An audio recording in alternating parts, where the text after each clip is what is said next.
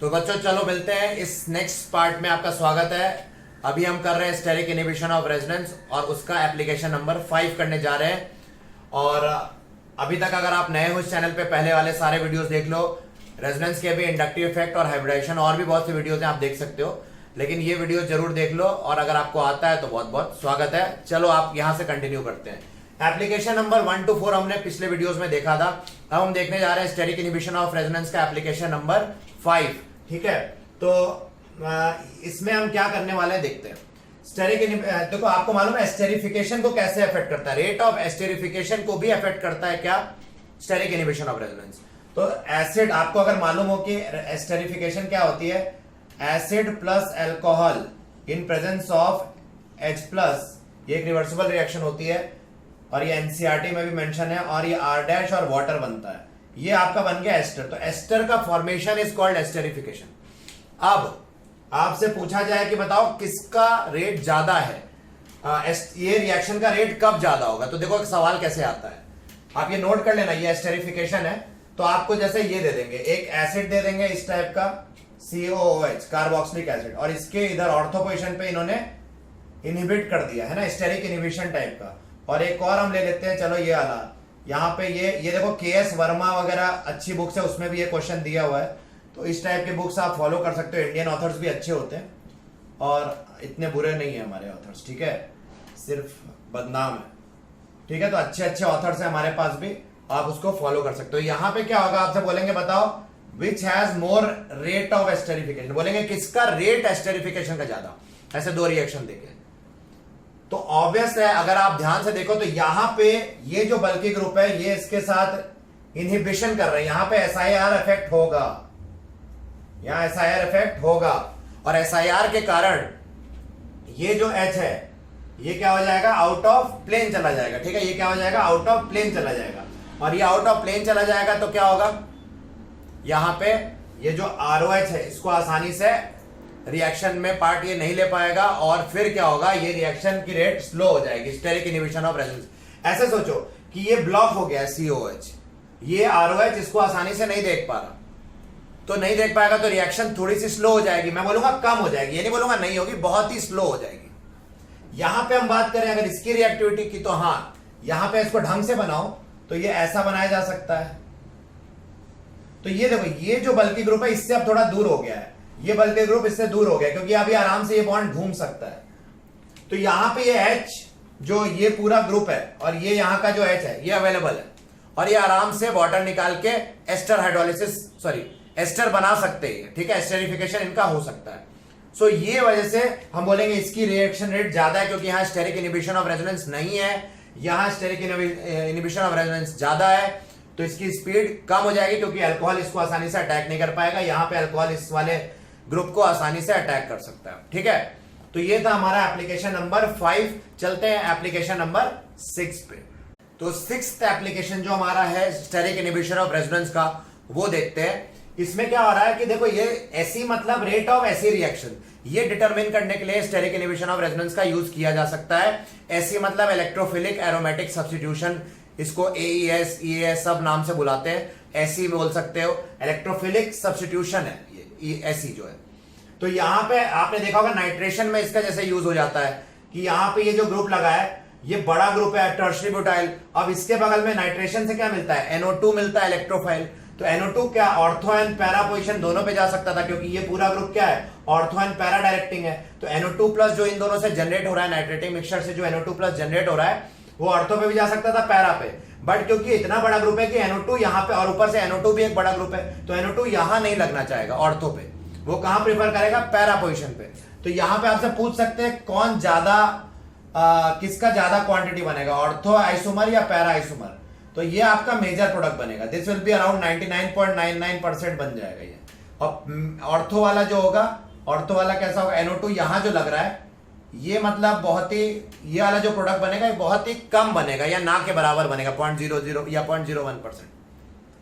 तो आपको ये रेट ऑफ ऐसी रिएक्शन मतलब कौन सा प्रोडक्ट या तो ज्यादा बनेगा ऐसे पूछ सकते हैं, या बोलेंगे इसकी स्पीड क्या होगी, पैरा प्रोडक्ट फॉर्मेशन की स्पीड ज्यादा होगी या ऑर्थो प्रोडक्ट फॉर्मेशन की। तो यहां पे हम साफ साफ देख सकते हैं पैरा प्रोडक्ट फॉर्मेशन की स्पीड ज्यादा होगी। ठीक है, तो ये हमारा हो गया पहला सवाल। दूसरा सवाल जो है,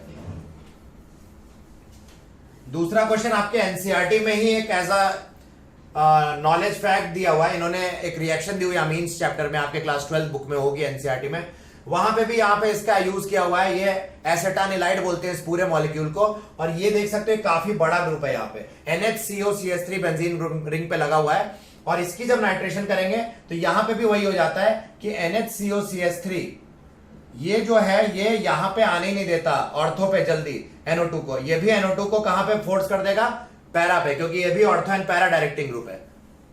तो ये जो हमारे कुछ एप्लीकेशन है, रेट ऑफ ऐसी रिएक्शन को कैसे ये अफेक्ट करता है।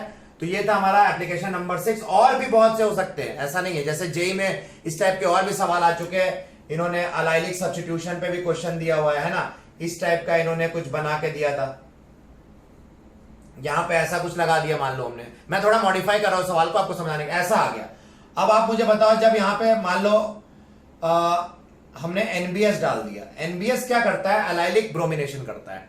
अब अलाइलिक पोजीशन ये भी है, ये देखो डबल बॉन्ड के ये वाला पोजीशन अलाइलिक है और ये वाला पोजीशन भी अलाइलिक है। तो सवाल उठता है ब्रोमिनेशन, ब्रोमीन ग्रुप कहां पे लगेगा। NBS जो है ब्रोमीन यहां लगाएगा या यहां पे। तो ये जो अलाइलिक ब्रोमिनेशन है इसमें जो है, क्योंकि ये पूरा टर्शियरी ब्यूटाइल ग्रुप बड़ा सा पड़ा हुआ है, तो ऑब्वियसली ये यहां पे, इसके कारण यहां पे Br नहीं लगेगा। कहां लगेगा, Br यहां लगेगा। क्यों, क्योंकि ये यहां पे स्टेरिक फैक्टर ज्यादा, अगर यहां Br लगता तो Br और इसमें रिपल्शन होता, और स्टेरिक हिंड्रेंस के कारण ये ग्रुप बोलेगा Br कि ये भी तो अलाइलिक है, मैं इधर क्यों जाऊं, मैं इधर चला जाता हूं। तो ये अलाइलिक सब्स्टिट्यूशन में भी इसका जेई में ये सवाल आ चुका है, जेई मेंस में अभी 2017 या ऐसे कुछ आया हुआ है। तो उसमें भी ये एप्लीकेशन यूज हुआ है। तो ये हमारा रेट ऑफ ऐसी रिएक्शन है, इवन तो ये ऐसी नहीं है, ये कोई और रिएक्शन है, बट मैं आपको एग्जांपल दे रहा हूं, आ गया दिमाग में तो बता दिया, ठीक है। तो ये भी हमारा हो गया। इस तरह से वैसे बहुत जगह यूज होता है स्टेरिक इनहिबिशन ऑफ रेजोनेंस का, हम तो बस कुछ ही केसेस ले रहे हैं, ठीक है। चलो चलते हैं 7th एप्लीकेशन पे, इस स्टेरिक इनहिबिशन ऑफ रेजोनेंस। तो ये रहा आपका application number 7, steric inhibition of resonance का। ये न्यूक्लियोफिलिक एडिशन को भी अफेक्ट करता है। देखो बच्चों, अगर आपको ये सब नहीं मालूम है तो आप वरी मत करो, आप बस नोट में करते जाओ, आगे ये यूज आपको पता चल ही जाएगा। ये सब रिएक्शंस जो हम नाम ले रहे हैं, ऐसी रिएक्शन, एस्टेरिफिकेशन, ये किसी ना किसी चैप्टर में आपको मैं पढ़ाने वाला हूं, तो आप उसकी टेंशन मत लो। इनफैक्ट रिएक्शन मैकेनिज्म के मेरे सारे लेक्चर में ये आने वाले हैं, ठीक है। अभी के लिए जस्ट जितना बताया जाए उतना ध्यान रखो। अब ये जो रिएक्शन है, जैसे न्यूक्लियोफिलिक एडिशन, मतलब न्यूक्लियोफाइल अटैक करेगा किस पे, डेल्टा पॉजिटिव कार्बन पे। ये जो कार्बोनिल कार्बन है ये डेल्टा पॉजिटिव होता है, तो इस पे न्यूक्लियोफाइल कौन है, यहाँ पे HSO3-, ये वाला पार्ट न्यूक्लियोफाइल है, तो ये इस पे अटैक करके ये बॉन्ड खोल देगा, और इस तरह से हमारा प्रोडक्ट बनता है। ये एनसीईआरटी में गिवन है साफ साफ, और आपको मिल जाता है ये व्हाइट क्रिस्टलाइन सॉल्युबल कंपाउंड। और ये जो है एनसीईआरटी में लाइन भी लिखी गई है कि ये रिएक्शन, ये कार्बोनिल ग्रुप है, तो यहाँ पे एल्डिहाइड भी हो सकता था, कीटोन भी हो सकता है, क्योंकि कार्बोनिल कंपाउंड क्या होते हैं, एल्डिहाइड या कीटोन। तो एनसीईआरटी में क्या लिखा है, अगर यहाँ एल्डिहाइड लोगे तो ये प्रोडक्ट जल्दी बनेगा, ये रिएक्शन आगे की ओर जाएगी, और अगर यहाँ कीटोन ले लोगे तो ये रिएक्शन बैकवर्ड जाएगी, equilibrium shifts to the left side, मतलब बैकवर्ड चली जाएगी, और equilibrium shifts to the right side for aldehyde. Aldehyde लोगे तो रिएक्शन आगे की ओर जाएगी, प्रोडक्ट और ज्यादा बनेगा, कीटोन लोगे तो रिएक्शन कम रेट से होगी। ये बताने का इनका तात्पर्य है, एनसीईआरटी में साफ साफ दिया हुआ है एल्डिहाइड कीटोन चैप्टर में। अब इसका एप्लीकेशन हमें कैसे आएगा, तो आपको देखो ये बहुत ज्यादा, ये सबसे ज्यादा पूछा जाने वाला सवालों में से एक है। ये आपको नीट में भर के आता है, जेई मेंस में आ जाता है, सीईटी, एमएचसीईटी तक जैसे एग्जाम में भी आ जाता है। बहुत अच्छा एग्जाम है, ऐसा कोई मैं वो नहीं कह रहा, मैं बताना चाह रहा हूं कि उसमें भी आ जाता है ये।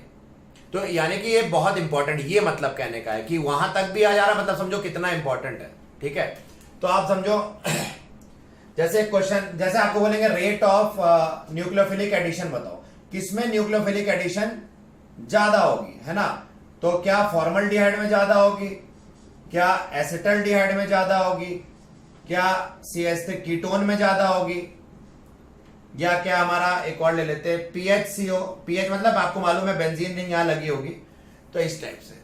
अब आपको मालूम है HCHO, H जो है यहां जुड़ा हुआ, ये एल्डिहाइड है दोनों, और ये दोनों कीटोन है, तो ये बात पक्की है कि इन दोनों का कीटोन से तो ज्यादा ही होने वाला है, क्योंकि मैंने आपको बताया हुआ है एल्डिहाइड्स फास्टर रिएक्शन देते हैं कीटोन से न्यूक्लियोफिलिक एडिशन में।